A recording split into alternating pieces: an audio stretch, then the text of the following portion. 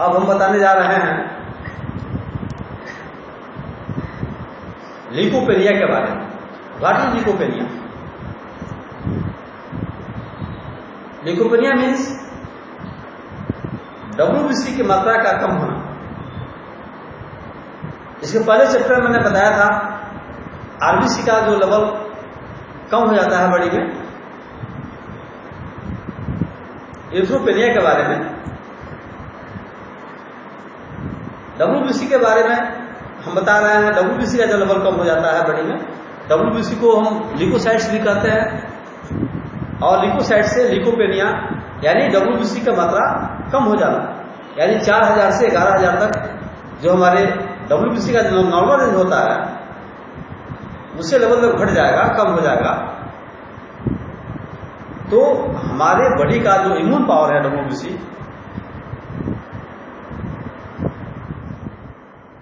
Immunity कम हो जाएगा। Immunity कम होने से तरह तरह का इन्फेक्शन हमारे बॉडी को लगेगा।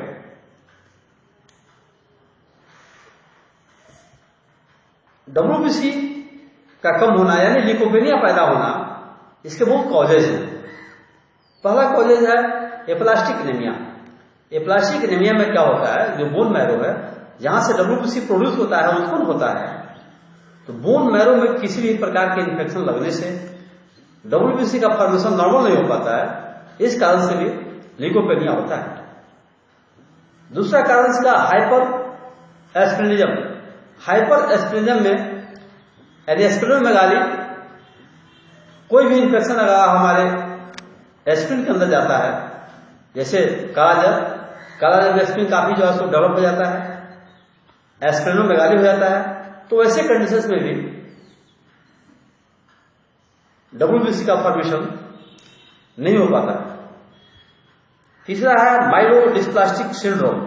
माइलो मीन्स होता है बोन मैरो, डिस्प्लास्टिक सिंड्रोम यानी बोन मैरो से एबनॉर्मल WBC का फॉर्मेशन होना।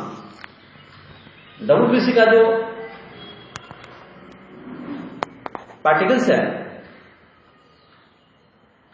वो नॉर्मल प्रोड्यूस नहीं होंगे, एबनॉर्मल प्रोड्यूस होंगे। कण जो है सो जितना मात्रा, जितना मैच्योरिटी जितनी होनी चाहिए WBC की, उसे छोटे छोटे उसके पार्टिकल्स बनेंगे। ऐसे कंडीशंस को बोलते हैं माइलोडिस्प्लास्टिक सिंड्रोम। माइलोफाइब्रोसिस, कोई सी भी इन्फेक्शन से बोन मैरो में फाइब्रोसिस हो जाए, उस पर कड़ापन आ जाए, उसके भी कारण WBC का फॉर्मेशन नॉर्मल नहीं होता। केमोथेरापी, कैंसर पेशेंट को केमोथेरापी जब दिया जाता है तो केमोथेरापी से आप जानते हैं जो केमोथेरापी ड्रग्स होता है हमारे सेल को मारता है, वह WBC और RBC को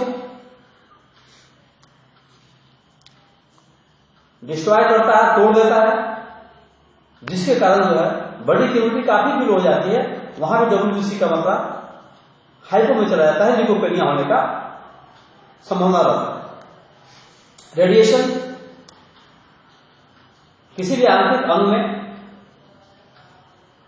कैंसर उत्पन्न होता है या बाहरी अंग में, तो रेडिएशन की वजह से भी बहुत सारे हमारे सेल जल जाते हैं, बोन मैरो इफेक्टेड हो जाता है और वहां से भी WBC का जो प्रोडक्शन है कम हो जाता है। ऐसे कंडीशंस में भी लीकोपेनिया होने का संभावना रहती है। HIV इन्फेक्शन, HIV में जो एड्स रोग जो उत्पन्न होता है ड्यू टू HIV इन्फेक्शन से, इसके भी क्रोनिक कंडीशंस में जब WBC काफी HIV वायरस से लड़ाई लड़ता है, अंतिम अवस्था में जब HIV के वायरस WBC पर काफी भारी पड़ते हैं, वैसे कंडीशंस में लीकोपेनिया होने का संभावना रहता है। क्रोनिक ट्यूबरकुलोसिस, ट्यूबरकुलोसिस के जो बैक्टीरिया है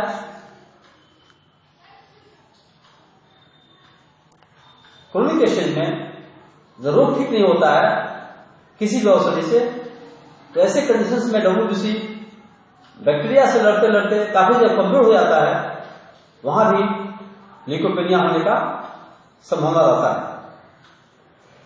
ऑटोइम्यून डिजॉर्डर्स, जहां इम्यूनिटी काफी बिलो हो जाती है, जैसे जीवी सिंड्रोम होता है, इसमें ऑटोइम्यून जो डिजॉर्डर्स है, इसमें बॉडी की इम्यूनिटी अननोन होता है, अननोन कॉजेज इसके होते हैं, बॉडी की इम्यूनिटी बिलो होने लगता है, काफी कम हो जाता है इम्यूनिटी।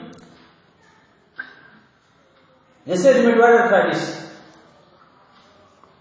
रिमेटॉइड आर्थराइटिस में जब काफी कंडीशंस बैठ जाते हैं तो वहां भी ल्यूकोपेनिया होने का डर रहता है, जिसमें इम्यूनिटी काफी बिलो हो जाती है। माल न्यूट्रिशन, कुपोषण, कुपोषण भी इसका बहुत बड़ा कारण है। Deficiency of vitamin minerals,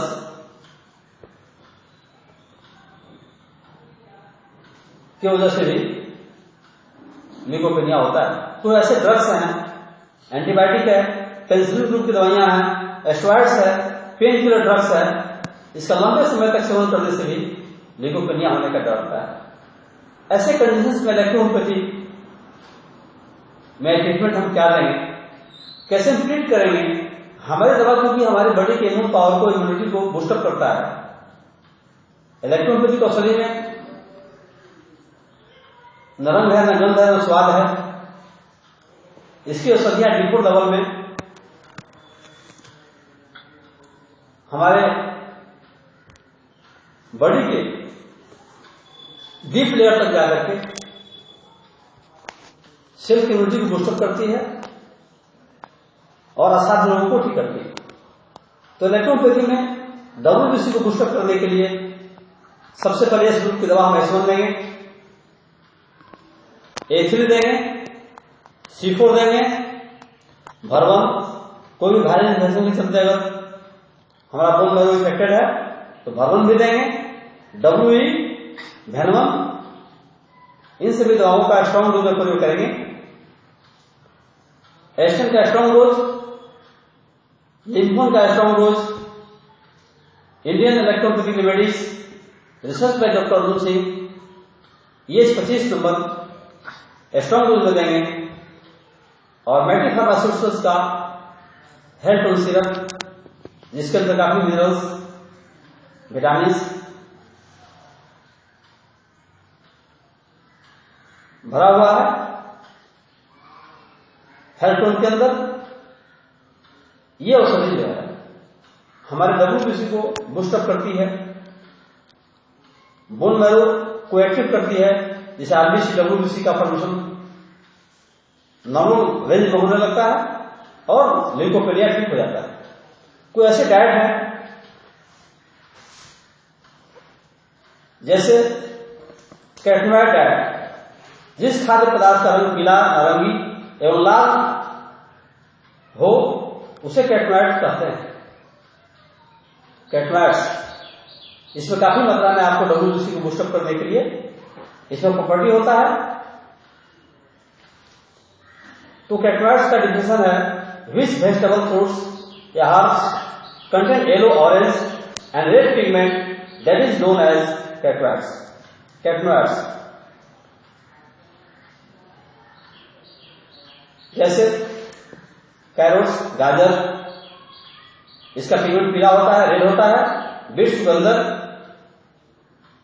cantaloupe, खरबूजा, गुआवा, अमरूद, मैंगोज, आम, किंग ग्रेप फ्रूट, गुलाबी मौसमी, बनाना, केला, राइट टोमेटो, टमाटर, पंपकिन, लौकी, इन सभी चीजों में डब्ल्यूबीसी को बूस्टअप करने का काफी प्रॉपर्टी है।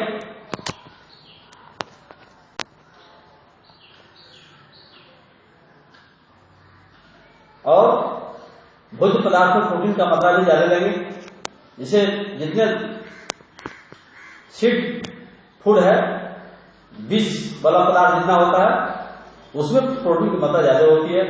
जैसे चना है, अरहर है, सोयाबीन है, बीन है, इन सभी चीजों में प्रोटीन की मात्रा ज्यादा होती है। प्रोटीन भी हमारे डब्ल्यूबीसी को बूस्टअप करने में इसकी महान भूमिका है। तो डाइट में हम इन सभी चीजों का प्रयोग करेंगे। जो भी मौसमी फल है उसका हम प्रयोग करेंगे तो हमारे बॉडी का इम्यूनिटी बूस्टअप होगा और हम हर प्रकार की बीमारियों से बचे रहेंगे। जय मैटी, जय लखनऊ।